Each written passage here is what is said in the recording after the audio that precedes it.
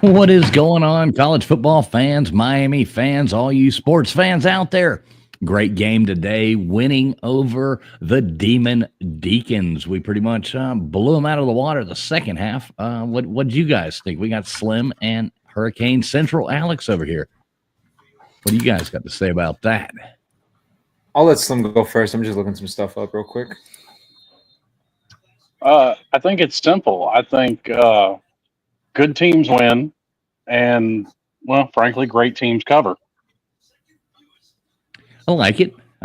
It was the first half was absolutely atrocious. I like to go crazy going and watching that defense. Like that first touchdown I guess they got, and the guy was like just wide open down the field. That was pretty bad. Yeah, especially when you have three defenders within 7 yards of him. I mean, that was just a busted coverage, and like that's guys either not knowing their assignments or not paying attention to what they're doing.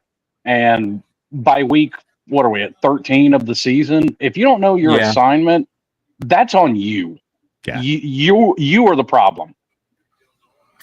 But I'm not going to rag on them too much because that was literally the only offensive touchdown of the game they gave up. Yeah. I mean, we've talked about it before where it's like we were in these tight games and everyone wants about the defense. And right so for a lot of like the big plays and stuff and a lot of the miscommunication. But the thing that's been consistent about this defense, and even last week when we lost, when we need to stop, like really need to stop, they come through with it. And this week, all third quarter, they did it because this offense just couldn't find anything, whether it was Cam missing throws or X having an unlikely fumble. Well, not unlikely, but just like, an uncommon fumble. Like Xavier Restrepo doesn't fumble the football. No, that was definitely odd and definitely uncharacteristic. Yeah, it's hard to like, you can't beat up on somebody like that because, the guy does so much all the time. It's like, he drops the ball one time. So, he gets a pass. Yeah. And I mean, this is listen, I think the offense got in a little funk, but that was also, back-to-back turnovers because, you had Cam with the interception, and then it was the very next drive that Restrepo had that fumble. So I think that it kind of put the offense in a little funk, but they got themselves back in gear and handled business. Yeah, I mean, I just want to give a quick shout out. A big reason we got out of that funk was Jordan Lyle, because you said it earlier, Slim, after we spent 3.5 quarters running it down their throat with Damian Martinez and Mark Fletcher, you bring in that change of pace guy, Jordan Lyle, who's a true freshman, and he goes for over 100 yards. Yeah. I mean, it cannot be understated, and that's old school gritty football. That's wearing your opponent out with two 230-pound bowling balls at running back who love to make contact with people. And then hands on hips, guys are gassed, and you send in your change of pace guy who, it makes somebody miss with a cut and he's gone. You're not catching him. Yeah. And, even though today was against like a 4-6 Wake Forest team, they're not very good, and the spread was 23.5. It was still a big day. I mean, it's the first 10-win season since 2017 for Miami, only the second in the last 20 years, which is insane. First season since 2017 where we've won all our home games. And Cam Ward today actually broke the single-season record for passing yards in a season. He already broke the touchdowns record, but now he has the passing yards record. Yeah, I don't think it's crazy at all to say that more than likely he's going to finish with 4,000 yards and at least 40 touchdowns, which, I mean, those are great NFL numbers, much less to be doing it in college. Mm-hmm. Yeah, and I mean today was... How many records has this team broken? I know we were talking about it the other day. What were the records that Restrepo broke the records for Santana Moss's record for most receptions and most yards. Okay. Actually, no, yeah, that the record for the most receptions was actually Mike Harley, because he set that back in 2021, remember? Was that Harley? You may be right. Yeah, it was Mike Harley. Yeah, I think Kyle says, "What's up, Kyle? Good to see you. Good to see everybody out there. Thanks for tuning in." He says, I think that senior day nerves. I don't know. I kind of saw the same lag in the offense that I saw, against Georgia Tech. It seems like they've hit like a little, like a glitch in your swing, in golf when you go out there and start, all of a sudden there's something you can't quite figure out what it is. It doesn't seem there's a little miscommunication or something, but I know Arroyo missed that, easy pass over the middle. George dropped that, had that ball go right between his fingers in the end zone.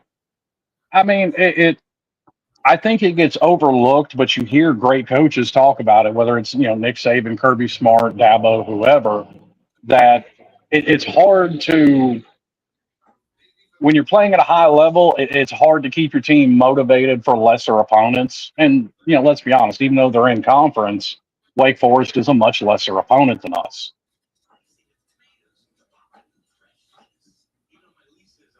Yeah, but how much does this worry you about, like going into next week with Syracuse? Our defense is going to have to play like they played, the second half there. We can't have those because we'll get lit up against Syracuse. You can. And listen, some of that also depends on which Syracuse team shows up. Syracuse is very Jekyll and Hyde. Like if the Dr. Jekyll Syracuse shows up, they can't move the ball on anybody. I mean, they lost to Stanford. If the Mr. Hyde Syracuse shows up, I mean, it'll turn into a shootout. Well, you look at it, I mean, this is going to have to be, what is their, what their record is now? Do you have any idea? They're 8-3. No. 8-3. Okay, so they're 8-3. So we're playing there. They're going to show up to play. I have a feeling that they're going to show up to play. It's the last game of the regular season. They have the chance to upset a playoff team.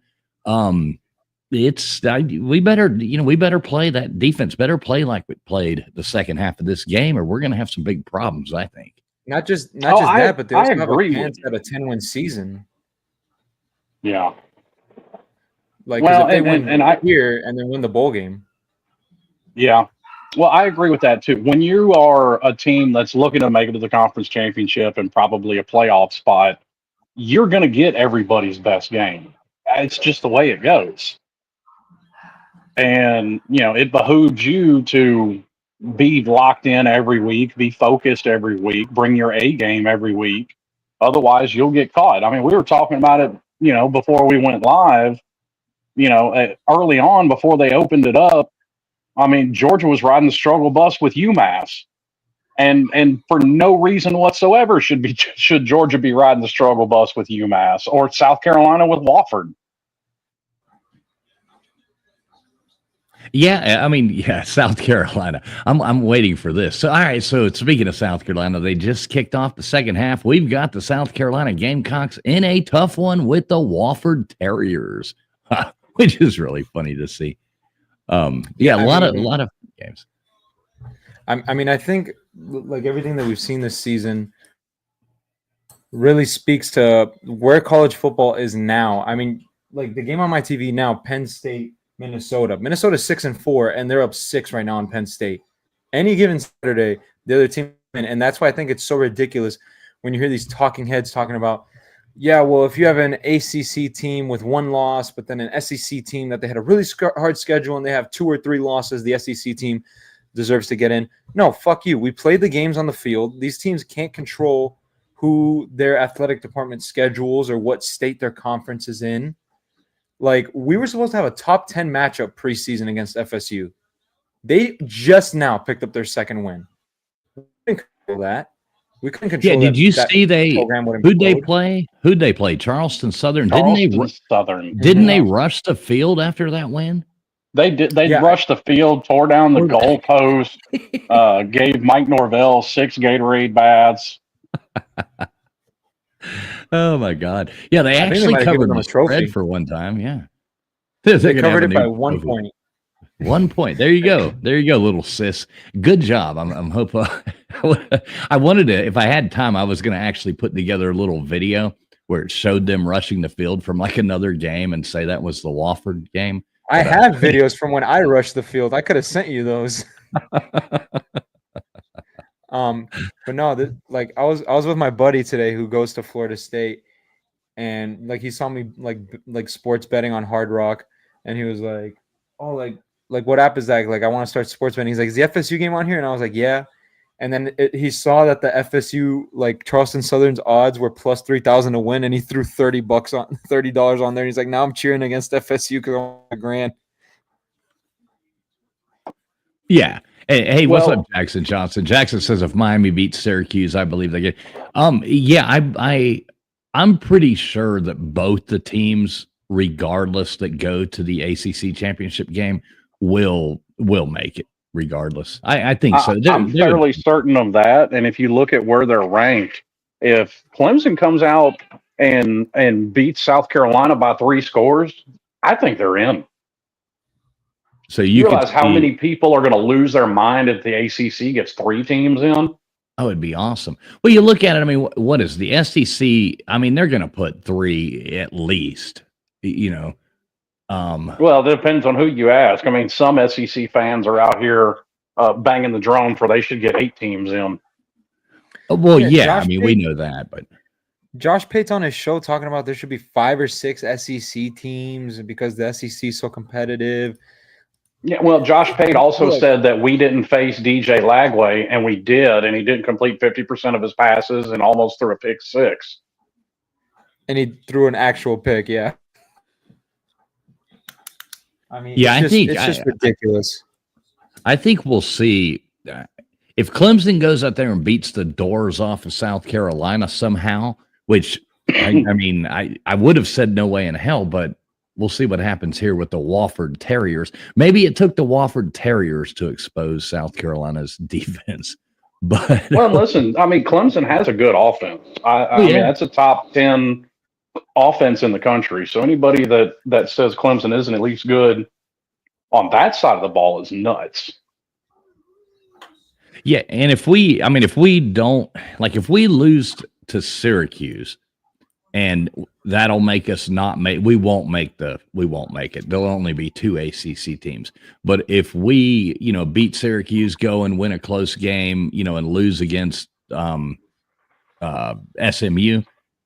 then we would make it as well.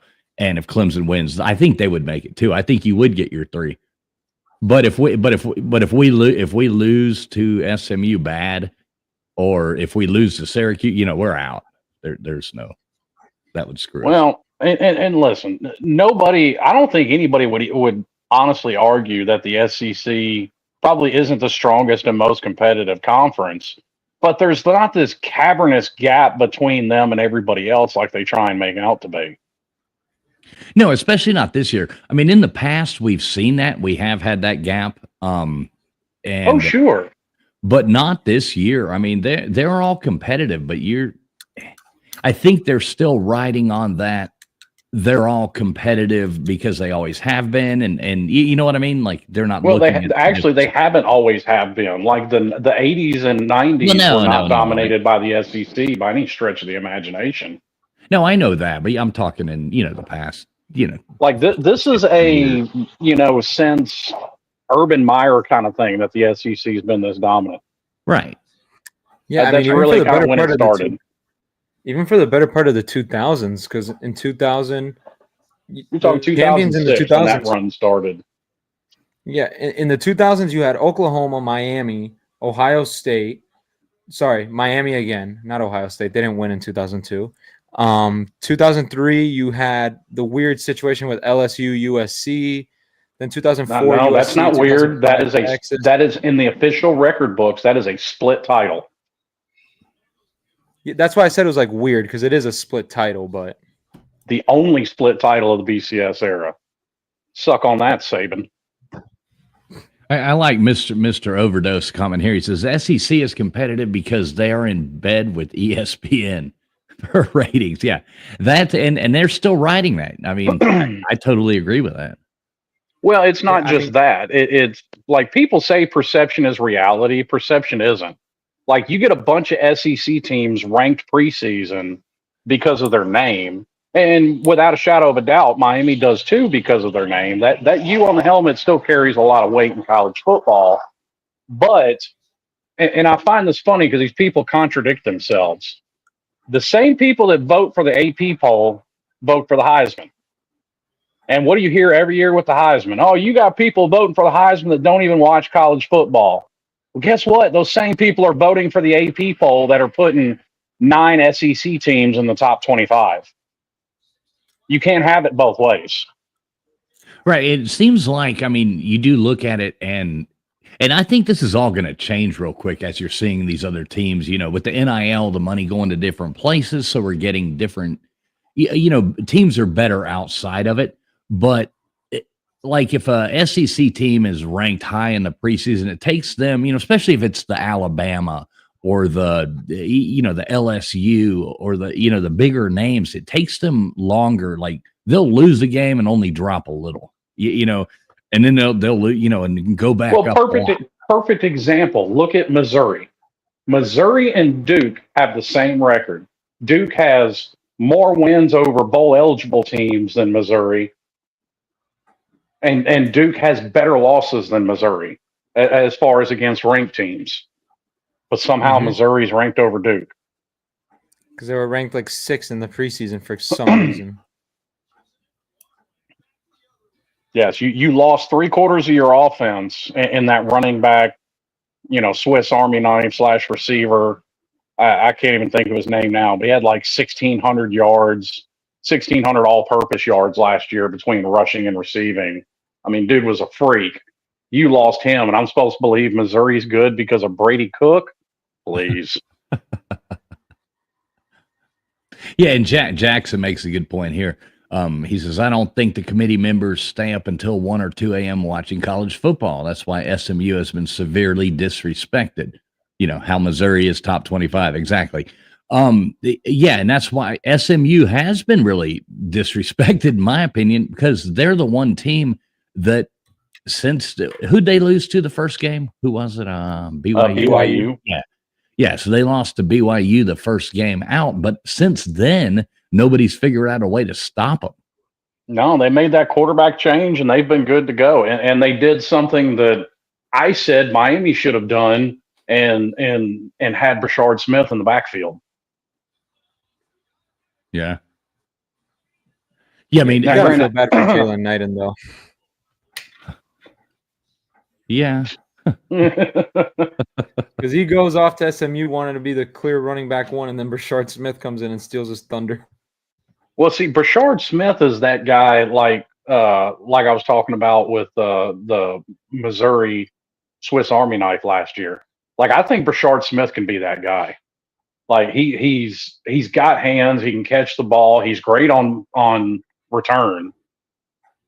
As long as you've got blockers for him.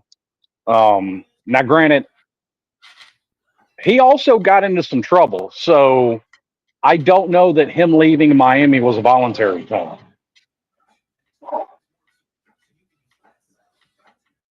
Yeah, and I've seen some Miami fans. No, go ahead, Brennan. No. Go on. All right. No, that I've seen some Miami fans being like, man, we should have kept Brashard Smith. And then my point to that is like, well, who would he be taking carries from? Mark Fletcher or Damian Martinez? Because we're running for like 5 yards a carry on every touch. I mean, today that's what carried the offense in that fourth quarter. I don't think there's a backfield in the country better than ours, but more well-rounded than ours. Yeah. I mean, you can find, better individual runners, because I don't think anybody on here is going to argue about any singular back we have being better than Genty from Boise. But I think a room as a whole, I think you'd be hard pressed to find a better one in the country. Yeah, I mean, we saw what Jordan Lyle did today, and that kid's only a freshman. Yeah, I like our running for like 2 more years. our running game works good when we actually start using it. I think we relied way too heavily on Cam Ward at the beginning, and our run game was slow to get going. I do think, and I noticed somebody said that earlier in the thing, we need to run the ball more. I do think we need to run the ball more. I think that there for a while they were really trying to get Cam Ward that Heisman, and now I feel like they're seeing him struggling a little bit, and he is. He's making some dumb plays. And it seems like maybe he let that get to his head as well. Is kind of how I look at that. He, feels like maybe he's a little bit, a little worried maybe or something. Because he's not playing the same way he was at the beginning of the season. So I hope he gets over that and goes back to just playing ball. I don't know if worried is the word, because I mean, at one point he's just literally out there slow walking in the backfield, waiting for somebody to come open.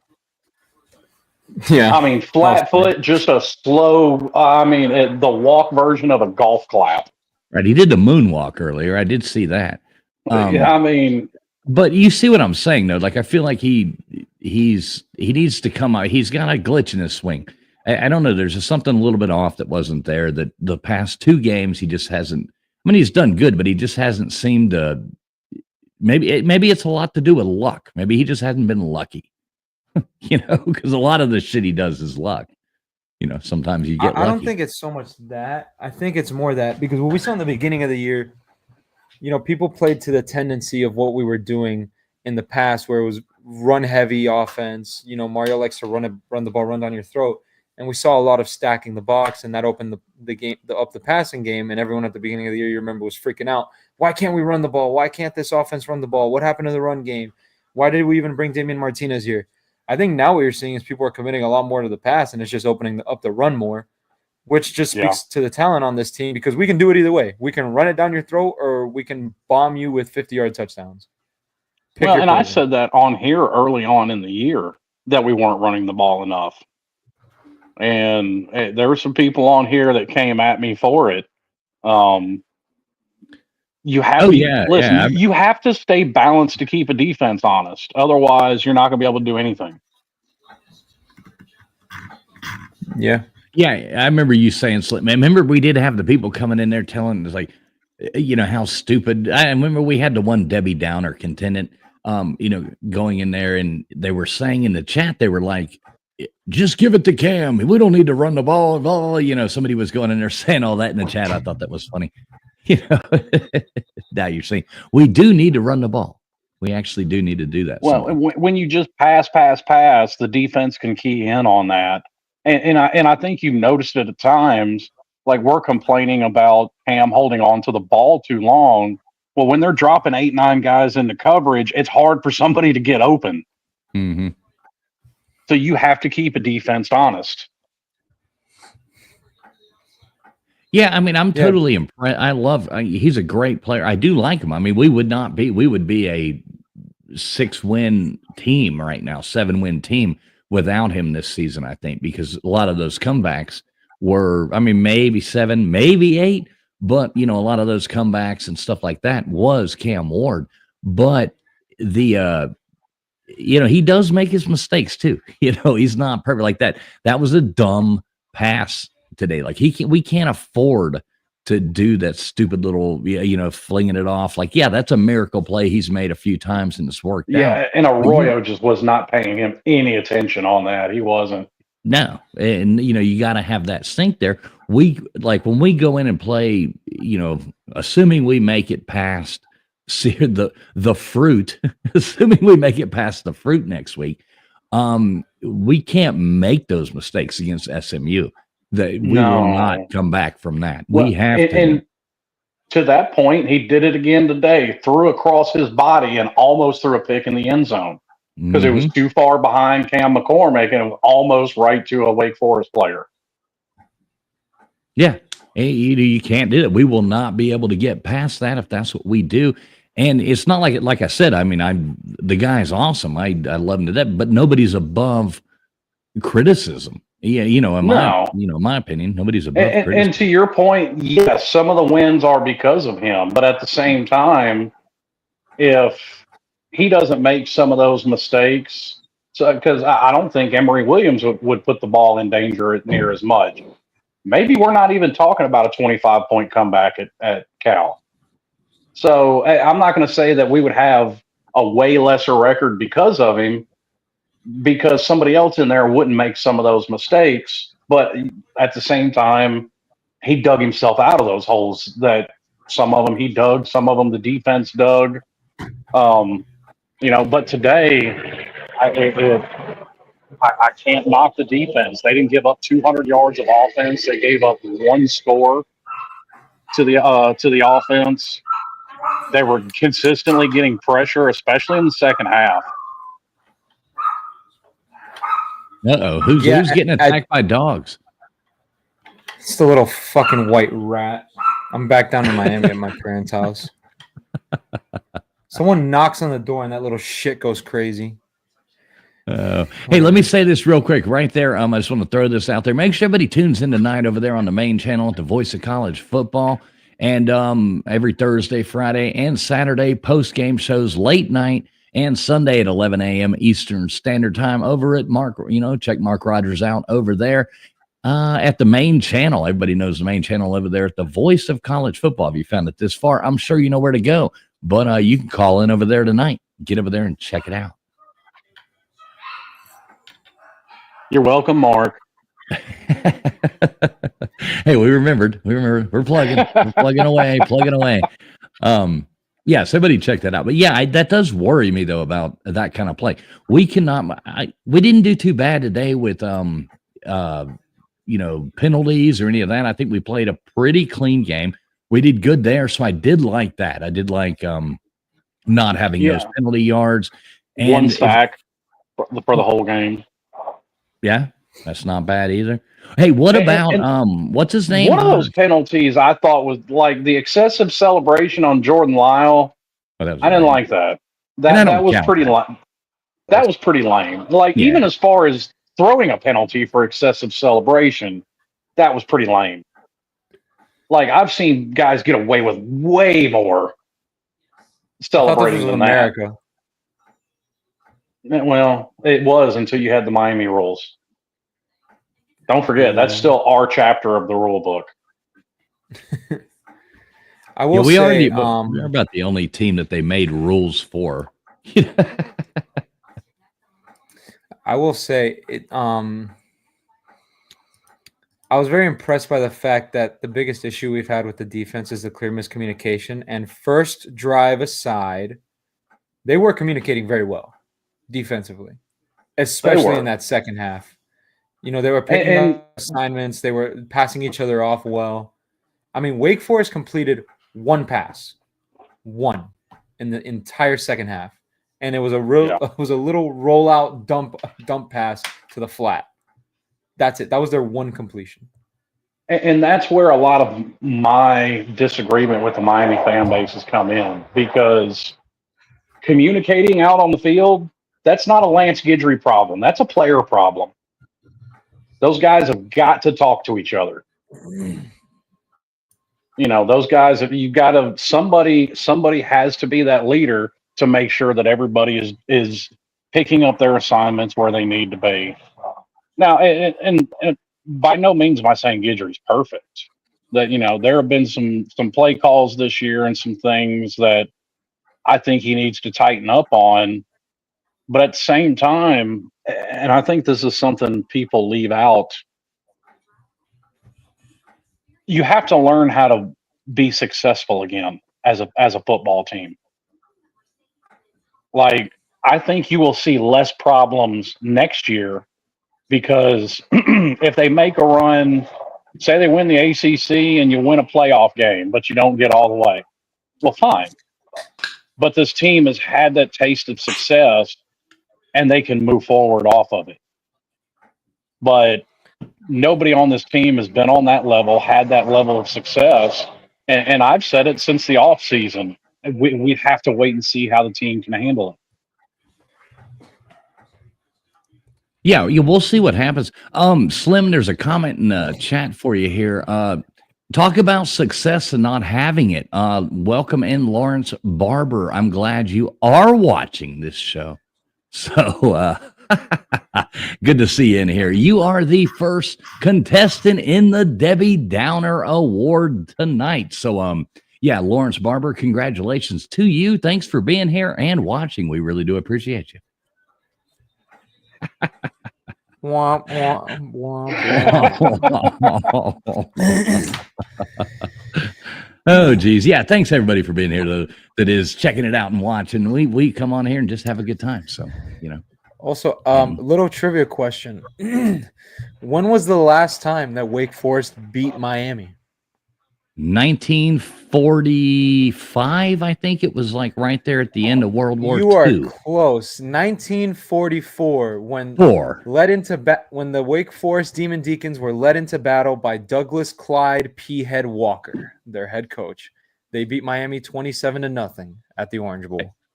I missed it by a year, man. I missed it by a year. So that's not bad though, because I didn't have the first clue, and I'm not even gonna lie. Yeah, the all-time season, we haven't played them a lot. The all-time season series is 8-3. Miami has won the last 7. They played in 1944, did not play again until 1969, and since then Miami has won 8 straight now.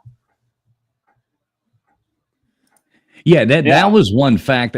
See, I saw that the other day, Alex, and that was one of the things that made me worry. You know where you always have that thing where it's like, well, they're due to win. You always hear that. I was sitting there looking at them like, they haven't beat us since, and I couldn't remember. All I could think was it was like towards the end, like right around the end of World War II, And so I was sitting there thinking, I was like, oh God, they're due to win. They're due to win. And everybody can look at this scoreboard and say that we just absolutely demolished this team. I mean, if you didn't sit there, but if you're a Miami fan and you were sitting there at halftime and watched that first half of this game, our little group text, we were like, holy shit, here we go again. Oh my God. So if you were sitting there at halftime and, third quarter went off, that's not the same game looking at the scoreboard that I feel like I watched the entire game of, because I was really worried right there at the beginning, especially when we get like a 3 and out or something like that, right at the beginning. They got a couple of them, and then like I said, to counteract, the turnovers that we had to keep points off the board, the defense comes in and forces 2 turnovers in the second half, and of course Powell with the pick 6 in the first half.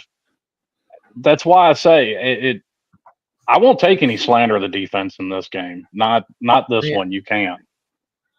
I think what was especially impressive was that one drive in the second half where after the X fumble, Wake Forest gets the ball at like the 35-yard line, more or less. We get them to 4th and 7. They go for it, and they pick it up because somehow their quarterback, who runs a 7-4 40-yard dash, is able to run for the 8 yards and pick up the first down. But then we proceed to get back-to-back sacks, and they also took a false start penalty trying to get us to jump off sides and force them all the way back to like the 43-yard line, just completely out of field goal range. So despite being set up in prime position and actually picking up a first down at one point, they did absolutely nothing with the football and had to punt. Yeah, that was great. And I think they only gave up the 1 4th down conversion. I mean, the defense was kind of 1. Especially the front 7 was really back to what we've seen most of the year. Like they've had trouble getting pressure the last couple of weeks, and then obviously last week, they had trouble even containing the run. But I mean, they gave up under 100 yards passing and rushing, and ended up with 5 sacks, I think, maybe 6. 5 sacks. Okay. Yeah. Like, that's good by any metric. Yeah, I mean, there was definitely a few points where like your PTSD starts kicking in. Like, I can't be the only one that was thinking for a moment when we pinned them at the 2-yard line. I was like, oh my God, they're gonna drive down the field with like an 8-minute drive and just score like a 2-yard rushing touchdown or some bullshit, and we're gonna have the ball with like a minute and a half left. Like this is really just gonna come down to that. But then no, the defense forces a 3 and out. Yeah, our defense was on fire.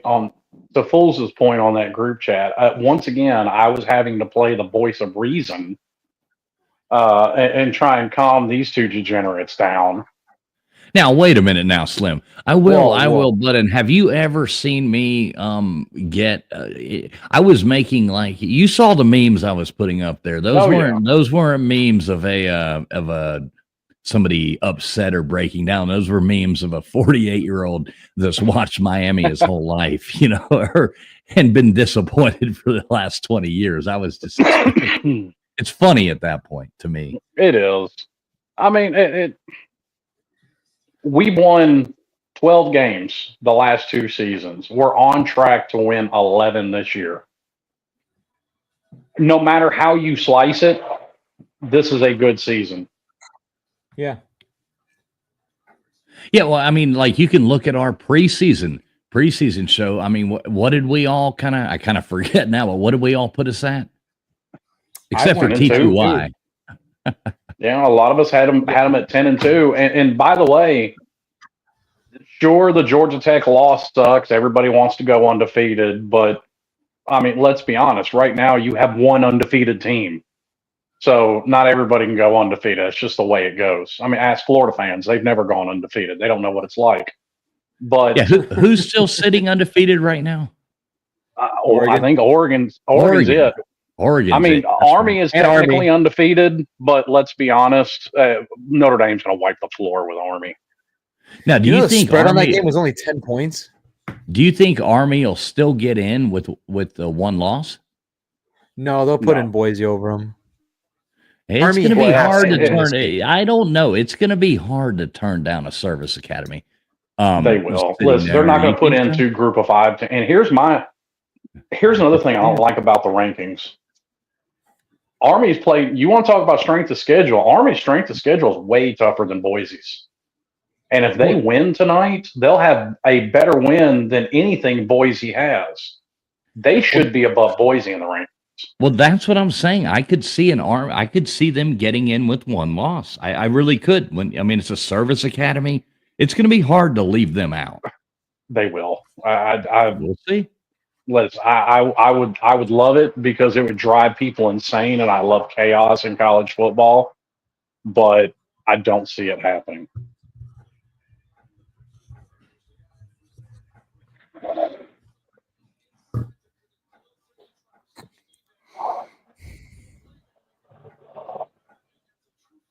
But I mean, as far as this season goes, I mean, like I was saying, I think the rest of the season is pretty much icing on the cake as far as I'm concerned. And I think Mario has proven proof of concept. And regardless of the struggles we had this year, you can't argue that the team's heading in the right direction. No, yeah, of course. I mean, this was like we were in perpetual mediocrity. Like we were basically just going 6-6, 7-5, occasionally 9-3, and then obviously the one great rigged, which even then we were not as good as the record showed. I mean, there was a time that we can all remember. It's not too long ago when people were like, when Miami fans were, and this is before we were wearing turnover chains, but when people were going out and getting the tie so they could look like Al Golden, like we had those days. Fear the tie. We had those days, I was right there. Al Golden was actually really nice. I met him at a game one time, which was really cool. I liked the guy. He was super cool, super nice, but that wasn't that long ago, in reality. Well, and let's be honest about it too. Would Al Golden have been as bad as he was if he got the support from the university that even Mark Richt got, much less Mario? No, but you remember when Al Golden walked in, he basically took the job, and the next day they said, "Oh, and by the way." Yeah. Oh, and by the way, you're under investigation. Everything's going downhill for you from here. Hey, Al. Yeah. We just forgot to mention one teeny tiny little detail. Hey, you better check your mailbox. Over that little cubby hole mailbox they're sliding notes in. Yeah. Yeah, Mike, I agree with you here. I just want to win the Syracuse. It's hard to imagine that we're sitting here worried about the Syracuse game, but it's the last game of the regular season. We got to go to the Fruit and play them in that basketball court, and we'll see what happens. I think we should win that game. Yeah, we haven't had an 11-win season since what, 02?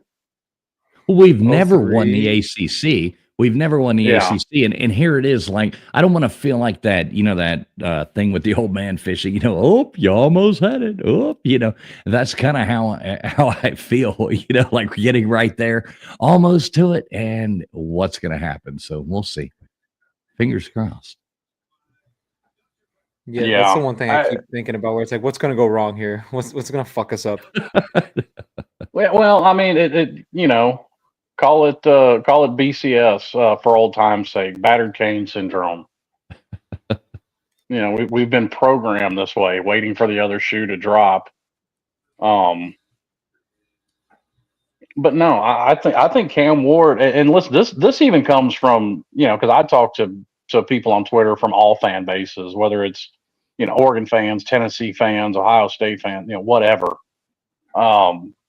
And I mean, all of them look at Miami as a viable threat to beat anybody in the country.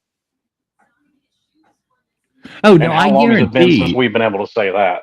Yeah, there's nobody that wants to go out and they're not going to say, who do I hope that we have to play? I hope it's Miami. Even going into the 12-team playoff, assuming we make it, that nobody's going to be sitting there with, well, I hope it's Miami that we get. They're going to be hoping for somebody else because Miami's kind of been a, pull a rabbit out of your hat kind of team for a lot of the season. So, I mean, nobody wants to be sitting there within 14 points or 20 points of Miami going into the fourth quarter.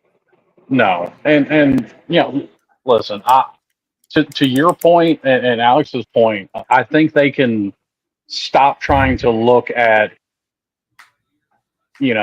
forcing Cam to get the Heisman, because he doesn't have to have a stellar game, like he's had, to hit the numbers that I think that he'll need to win them.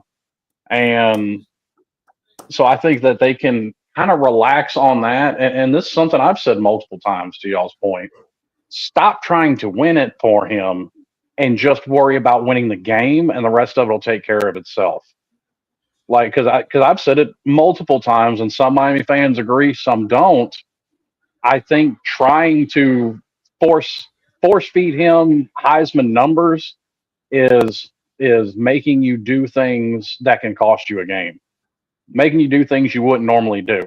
And I think it bit him in the Georgia Tech game. I think we went for it that many times on fourth down because they're trying to get Cam Heisman numbers. If we just kept consistently putting up points, who's to say that game doesn't go differently?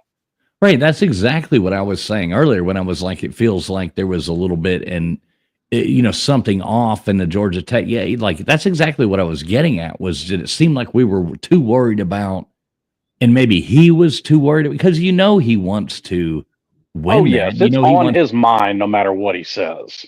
Well, I mean, the reason he came back to college to go to Miami was, obviously it didn't sit right. There was a lot of quarterbacks going into the draft. It made more sense for him to come back and show up in college again, get his name up there to the top for this draft. So, I mean, that's exactly what he wants more than anything in the world, is to win the Heisman, but he ain't winning it unless we win. So, yeah. Well, and to that point, obviously guys are trying to up their draft stock. Mm-hmm. Elijah Arroyo participated in a lot of the senior day activities. I don't like it. Elijah Arroyo, yes, we all know what he's capable of, and I'm not taking anything away from him. But when it comes to getting drafted, you're going to need more than a year of tape. And we saw this with Gerald Willis after the 2019 season. Gerald Willis was an absolute menace, but he had 1 year of film. And that's exactly why I honestly believe Damian Martinez is coming back next year. I think Elijah Arroyo needs to come back next year.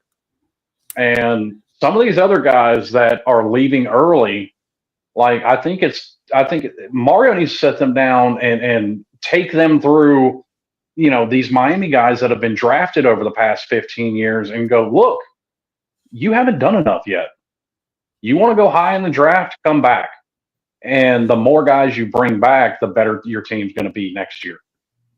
And I don't understand with the NIL now why more people wouldn't want to stay in college for a moment longer. Like the average lifespan of a NFL career is very short.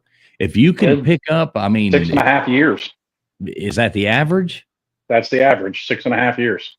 Yeah, and that's not that much. If you can grab an extra, especially with NIL, if you can, I don't know what they're paying some of these people, but you'd have to be getting, $1 million or. Listen, unless you're going in the top 2 rounds, you're probably going to make more money in NIL. Right. Take that and up your draft just realistically. Stock. And so I think we'll see more of that too. So you're talking about the people going out and participating in senior day, even though they have another year. That's what you're getting at, right? Yeah.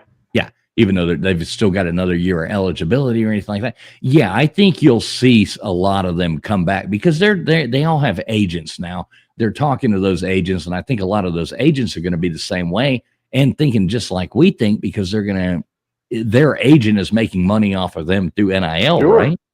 So I would assume so. Yeah. Yeah. So they're probably already going to sit there and go, wait a minute, because those people are looking at the whole picture. Well, you're up against this guy, this guy, this guy, this guy, this guy. Now, what if we go on ahead? We'll shoot for a $2 million NIL deal, blah, blah, blah, and get you back one more season. And, I think we'll see. I think we'll see some of that.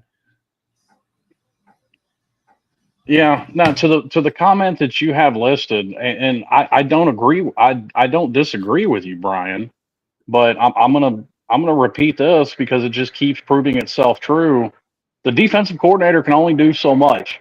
When 3 guys are within 5 yards of the wide open receiver that caught that touchdown, that's not on Lance Guidry. That's on the players. Yeah, and Slim, this is kind of something I thought about earlier too. Was our defense looked bad. They were moving the ball, did a lot, but they only scored 1 touchdown on our defense. Well, and they were only moving the ball really for a drive and a half. Like they obviously got that 1 touchdown, but it was a couple of drives later, after a 3 and out, that Mish got that pick 6. That turned the whole game around right there. Yeah. That turned the whole game around. Also, I'm sorry. This is just such a ridiculous comment. I have to point it out. 850 Kane. I really don't understand why you're hating on the offensive coordinator who's leading the #1 offense in the entire country, and we're putting up 45 points a game when we've dealt with Dan Enos, Josh Gaddis, and Tyler Van Dyke last year. Please stop. Please stop being so miserable. I don't have a problem with Enos. I really don't. Because Enos has had success everywhere he's been but Miami for the 1 year. I think people are a little too impatient. But yeah, to your point, we have in basically every stat the #1 offense in the country. Yes, I would like to see it more offense. Like, yes, I would love to see it more balanced. Yes, and there are times that I think it should have been. And we've kind of addressed that with, they're trying to win Cam the Heisman. Cam's trying to win the Heisman. And I think that leads to some bad habits. But I can let some of that go when you have statistically the #1 offense overall. Now 850 Kane, and we do appreciate you being here. I do. Part of what you're saying is correct, and I can lean towards like Cam Ward. Like I said before, I'm not sure if you were here. We would not be the same. Our record would not be the same without Cam Ward. But you do have to put into our running success and our things. This is an odd team, and I think it's a funny one the way that it plays out because you get so many miracle plays from Cam, but at the same time he burns you a lot of the times, and we're finding a groove in our running game more so now than we had, and it's working out great because Cam's not exactly firing on all four. Well, and to his point that the success is all on Cam, well, no, it's not. Cam's success is also to do with Shannon Dawson. Mm-hmm. It is what it is. Like, guess what? This isn't his first year ever being an offensive coordinator. That man almost won the Heisman for Will Grier at West Virginia. Yeah, and I've always hated that stupid fucking argument where it's like, well, if you didn't have Cam Ward, you'd be as bad as FSU. Yeah, and if the Chicago Bulls didn't have Michael Jordan, they'd have 0 championships. Right. This is why you go out. That's dumb. You have a great player. That's why you're good. Duh. Sky blue, ocean water blue. Oh my God. Well, and not a whole lot of Miami fans had huge problems with De'Aaron King. Guess where De'Aaron King was and who his offensive coordinator was before he got here? A guy by the name of Shannon Dawson. Yeah, I mean, Cam Ward's a great player, and he definitely does make this offense what it is. I hope, next year, somebody fills his shoes. And I did see good things. Well, what's his name? I'm having a brain fart. Emory Williams. Emory Williams. Yeah, Emory Williams absolutely looks better than he did last year in the time that he's gotten in. Yeah, I mean, he didn't look bad, and I think we'll still do okay, next year. But we'll see what happens. But this is the year we need to do it. We need to go take care of the fruit, and the game against SMU is going to be. That's going to be a. we're either gonna come down to a nail biter or it's gonna be a rough day. I will say this. Yes, Cam the biggest part of our success for this year, but we've seen with this offensive system that we have implemented, if we need to go run the ball, we can run the ball. Yeah, we can do it. Like, we can win in games in more ways than just, hey, Cam, Xavier Restrepo's down there somewhere. Just chuck that shit. Right. So again, that's why I'm sorry. I just don't agree. Is he a perfect offensive coordinator? No, no one is. There's no such thing as a perfect coach. Nick Saban lost games. Nick Saban had bad calls. Bill Belichick lost games. Bill Belichick had bad calls. But he's getting the job done. And we saw last year, without Cam, in the games where Tyler Van Dyke wasn't playing like a moron and wasn't confused by a simple cover 2 shell, we were moving the ball and we were scoring and we were playing well. Well, you look at this game today, like even today, our defense has given up huge plays and our special teams gave up huge plays today. If you look at this game today, they shouldn't have scored at all. What did they complete? One pass in the second half, but the one pass they completed quite a few in the first one, but right off the bat at the beginning of the game, right down wide open, the guy's basically skipping into the end zone. Okay. That was a busted coverage. That was a total breakdown. We got lazy, nobody looking. The other was special teams breakdown. I mean, those two plays right there. Other than that, they had no chance of scoring on us tonight. Well, and for as much as we complain about the defense, let's actually break that down. Who put up a bunch of points on us? Louisville. Okay, that's a top 15 offense in the nation. Cal, not a great team, kind of an ugly look, but that was also everything that they did offensively came on like 8 plays. Everything. Yeah, when we get burned big. Like if you actually break it down by the snap count, the defense was not terrible. It was just those 6 or 8 plays that were bad. Like you said, they're bad about the explosive play. Play to play, the defense is actually pretty good, and that's why the defense is still top 20 in the nation in total defense. Yeah. Like it's not as bad as it's made out to be. Yeah. Also, 850 Kane. We don't have a special teams coordinator, so I don't know who you want to fire. Like, we don't have one. We need to hire one. We need to hire one. We need one of those. We don't need to fire one. We need to get one. And we've given up what is it? 2 kickoff returns for touchdowns this year? Or is it 3? 2. I think it's 2. Yeah. I can't remember if there was one in the Cal game, but it was definitely Louisville and today. No. Cal was just a pick 6 and then a bunch of 50-yard bombs. Yeah, and it's funny because Clemson, Clemson's had a lot of trouble. I have to go cover the, Clemson a lot with the football there, which is really funny. I cover Clemson football with an Alabama fan. So it's a kind of funny show, but they've had the biggest problem with special teams as well with blocked field goals. I mean, how many field goals has Clemson ended up getting blocked on them this year? So, well, I know Georgia Tech actually leads the nation in blocked field goals. Yeah, Marlo just fires someone.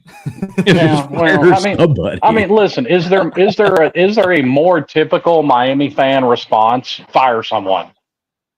Like, it's not going the way I want it to. Fire someone. They didn't do exactly what I wanted them to do. Fire someone. Now, Slim, I know you would like to have a new. That's why we've been in this hole for this long. I know you'd like to have a whole new, do-over, like reconstruction next year, right? Right, Slim? Well, absolutely. Because guess what? He's going to get his wish because Dawson isn't going to be fired. He's going to become the head coach at Rice, more than likely. God, I hope not. So at least he's partially going to get his wish. Now, Guidry will be back next year. They just gave that man an extension and a raise to keep him from going to LSU. But I'm also, especially going forward, like, look at what Zaquan Patterson has done when he got into the game. Look at what O.J. Frederick has done when he's gotten into the game. This secondary is going to be fine going forward. I'm not worried about him. Well, O.J. Frederick plays every snap. He's the best corner. Also, did Damari Brown play today? Because I know he was warming up, but I didn't pay attention to it. I do not remember what number Damari Brown is, and I would have to go back and see if he got in. I think. Look at this. Marlo gets the opposite of the Debbie Downer Award. He was about to be put in contention. We're taking your name off the ballot. I know. Look at that. Let's see if we can get you a thumbs up on there. It doesn't work when I want it to. But anyway, it's supposed to give a little thumbs up. I don't know why. There you go. See that? Right there. Wait, right there. Thumbs up. Yeah, I'm happy with this season too so far. I really want to make it to the ACC championship game. That's our goal, and to win that would be absolutely phenomenal. If we can make it to the playoffs this year, none of us had us going that far this year. Like in our preseason, you did? Okay. Because I had us 10-2, but still winning the ACC. Okay. Yeah, I don't remember talking about that. I remember. I don't know. We just did regular season. We just did regular season. I didn't really think that we'd make it. I figured Clemson would be a lot better than they are. Louisville. We were looking at Louisville like they were supposed to be some power, just like everybody else was. Who was it? Was it NC State that a lot of people were giving a lot of love to preseason? Yeah, preseason NC State was getting a lot. Yeah. It was because NC State was. Don't forget when they got thumped by Tennessee, they were top 15, I think. Yeah, I forget that. That felt like 10 years ago at this point. Look at this. Kyle saying to take the over on this. It probably ain't wrong. He's probably not. What do you think the over-under on that game will be? 65. I don't know. Well, and here's the thing. For all we're hyping up SMU absolutely should have lost to Duke. There's a few games this year SMU should have absolutely lost, and I'm not sure if they're all that they're hyped up to be. We'll see. I just really don't want to lose to the island of misfit toys of former Canes players. And especially now, like we finally make it back to the ACC title game, and then we'll lose to a team who's in their first year in the ACC to keep our ACC championship 0. Like if that happened, I could never recover. Well, that would actually kind of fit with how the season's going, because unless something drastic happens, Texas is probably winning the SEC, Oregon's probably winning the Big Ten. It looks like Arizona State is probably winning the Big 12. So it looks like you know, if that would actually be in line with how this season's going. Yeah, Arizona State or Colorado. Oh my God, never mind. Kansas is up 37-21 on Colorado. And BYU came back. Yeah. They're down 5. Colorado's down 5 with the ball. BYU is down 5 with the ball with 2 minutes left. How many minutes? 2 minutes and 19 seconds. BYU has the ball down 5 against Arizona State. And the Wofford dream is over. South Carolina's up 30. Sorry, guys. Yeah, I was just looking at that. I figured that would happen. I mean, that's still embarrassing to be riding the struggle bus against something called Wofford. I mean, sure, we played Ball State, but we literally blew them out like 60-something to nothing. Yeah. But hey, rah, mighty SEC, I guess. What you know about SEC, boy? What you know about the SEC? It does look like Kansas is going to end up pulling this off too, though, over Colorado. I hope. It would be so fucking funny. Yeah. I think their dreams are about out. I mean, what do they got left? Fourth quarter, 6 minutes or something. 37-21. Kansas up on Colorado. I mean, let me look at the Big 12 standings. Colorado's second right now. This would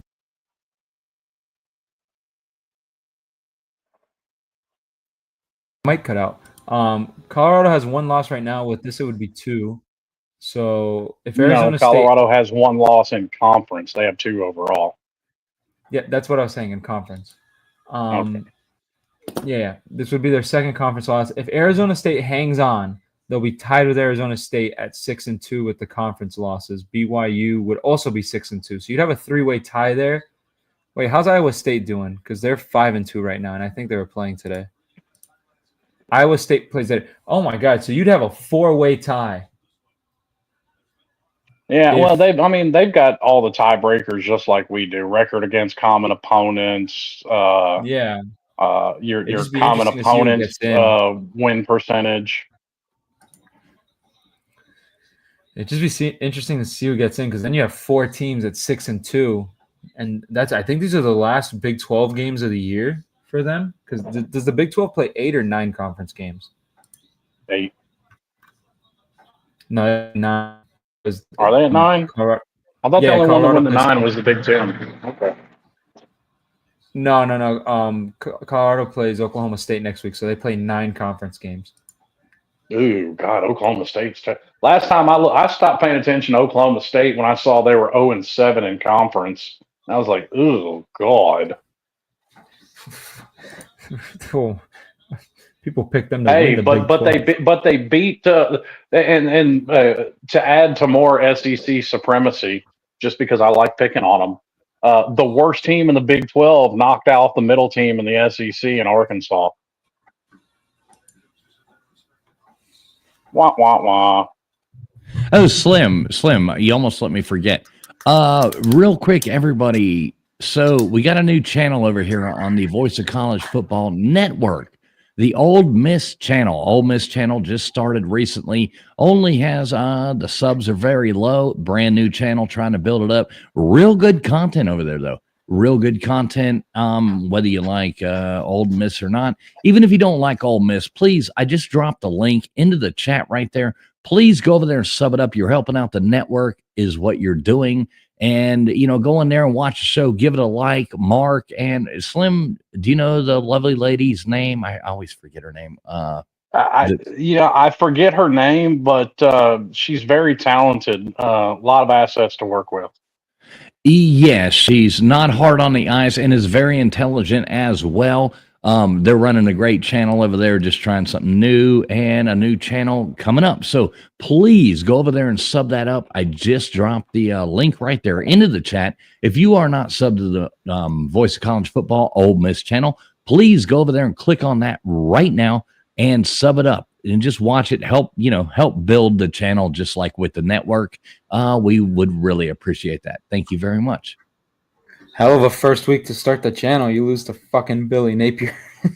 Well, no, they didn't start it this week. It's been going for, the whole season, but yeah, it's new this season. I mean, and speaking of which, talking about making our win look better and better, but I've got to, as impressive as, the past couple of weeks have been for the Gators, along comes Kansas and says, hold my beer, because they've knocked off 3 ranked teams in the last 3 weeks. Yeah, also Arizona State just got an interception, so BYU has now lost in back-to-back weeks. Wah, wah. Sorry, Mormons. Go cry to your 15 sister wives or whatever. I thought you were going to go in a different direction with that. What is the big game of the night tonight?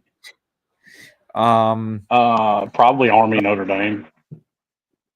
A lot of people are going to have their eye on Auburn and A&M as well. Is Oregon? Do they have a bye this week, or are they just playing a nobody? I can't think of who that is. I can't think of it now. Oregon? Yeah, who does Oregon play tonight? Let's see. Oregon Ducks. That stands for 0 national titles. Yeah, it's kind of funny. I keep telling them they have the most unironic logo in all of college football. Yeah, no, they play next week, so they're on a bye. They play Washington, which hey, Dan Lanning, you'll finally get to beat Washington. Only took you 3 years. Hey, maybe. I'm maybe, because here's to that very point. And I was saying early on when they were thinking about firing Billy Napier that Jed Fish would be a good replacement for him. Listen, Washington lost 43 players off of last year's team that went to the Natty, and they're still making a bowl game. That's impressive. Yeah, I had them at 5-7. I didn't even have them making a bowl game. What the hell are they? What's their record? They are 6-5. Shout out Jed Fish. I remember back when he was our offensive coordinator. I got no hate for him.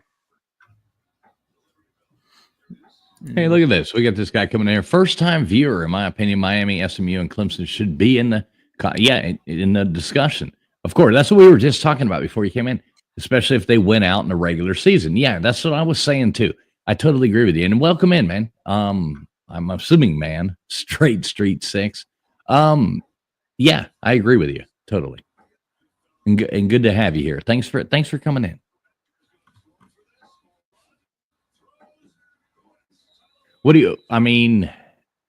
I go back to that same conversation, and I do think that there is the potential to have 3 ACC teams, in there. And like you said, Slim, imagine the SEC heads that'll just blow. Like if we can pull that off, that would be funny. Also, Penn State just converted a 4th down. They're going to win the game. Boo. I mean, listen, SEC heads blow when you just mentioned the possibility. When it actually happens, well, according to the SEC, none of the rest of us should even play college football. They should just have their season, crown the champion, and move along. So, Oh, I told them in a Twitter space. Well, y'all go play each other. Have one big circle. I'm gonna leave it at that. And then y'all can frolic about in your own playoff and have your own SEC championship and call it a natty and have a good day. Right. That'd be that. That would be that. Well, guys, you got anything else to throw in about this? I think we summed up the game today pretty well, and the game coming up on this weekend. You know? I tend to agree. I think we beat that dead horse for all it's worth. Yeah, I'm pretty tired of you guys. I want to go home. I know somebody asked earlier where I procured my sweet headgear. Etsy. There you go, Etsy. Etsy. I've never ordered anything off Etsy, but maybe I need to. I ordered a T-shirt, and it never arrived. So I'm not doing that again. It never came. Never came. I got scammed. I'm gonna stop. There's a lot of bad jokes I could throw in here, but we're on the Miami channel. Oh, sweet Jesus. So yeah, everybody out there, Alex Slim, you want to tell these fine? Yeah, exactly. We're not. You want to tell everybody where to find you at? Your I'm Twitter easy to find. Like Slim Shady Canes on Twitter. Can't miss me. Slim Shady Canes on Twitter. What about you, Alex? I'll let you spell that shit out. PAPIPATALARGA. Yeah. Dun, dun, dun, dun. We'll all be hanging at the. Wait, what was it? Car one. Yeah, I don't even know what the hell to say about that. But everybody, thanks. If you want to hit me up, you can go to @TravelandFish on Twitter, and I'm dropping right in there YouTube link. Every Sunday night, we do great trivia over on our channel and have other pop-up streams and stuff like that. So there's YouTube link right there. If you're not sub to Traveling Fools channel, what are you doing with your life? You are really missing out on a whole lot of fun. I guarantee it. Other than that, go Canes, and we will see you. Alex, you going to be here next week? You said something like you were tempting fate and not going to be here. Maybe I might. Did you say that you were going to be? You're going to be hanging out with FSU fans instead. Oh, poor life choice. Maybe I'm there. I'm going for the tailgate. All right. Well, and also I can choice. You have to promise me. So well, you have to promise me. I'll wear Miami stuff. Yeah. Well, will you interview? Will you at least come on and live interview a couple FSU fans? I'll see. That actually sounds pretty funny. I mean, whether we win or lose, you could at least go around there and live interview some FSU fans for us. That would be cool. 850 Kane. That is slanderous. That is slanderous right there. You don't know anything about me. Take that back. Take that back. Yeah, Kyle likes the idea of you doing that. At first he was like, no, and then he was like, well, maybe. I love the comment though, 850 Kane. Yeah, appreciate you being here. And everybody out there, go Canes. It's great to come on here and do these shows. We waited a little while after because we were all doing other stuff and we wanted to come on here and do it with all you guys. So thanks for tuning in. We love all of you. And we will see you next week when Alex gets beat up by a bunch of FSU fans. So until then, peace out and have a great night. Go enjoy some college football.